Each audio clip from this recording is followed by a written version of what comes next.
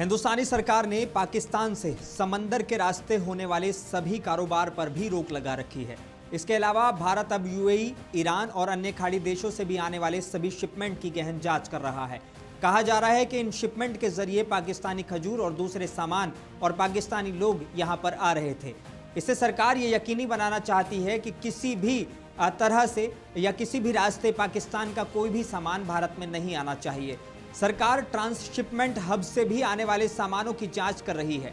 इसके अलावा किसी तीसरे देश के रास्ते भी पाकिस्तानी सामान भारत नहीं आए, अधिकारी इस पर भी अब लगातार नजर रख रहे हैं। पहलगाम में 22 अप्रैल को आतंकी हमले के बाद दोनों देशों के बीच सभी तरह के कारोबार बंद हैं। पाकिस्तान से रिलेशन खत्म होने के बाद भी यूएई के रास्ते पाकिस्तानी खजूर देश में आ रही थी। भारत ने यूएई से लेकर इसको चिंता जताई थी।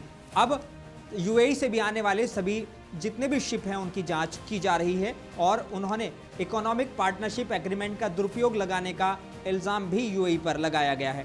साल 2025 में यूएई को भारत ने 1.14 लाख करोड़ रुपए का सामान एक्सपोर्ट किया था, जबकि आयात की बात करें तो वो 5.43 लाख करोड़ रुपए रही थी।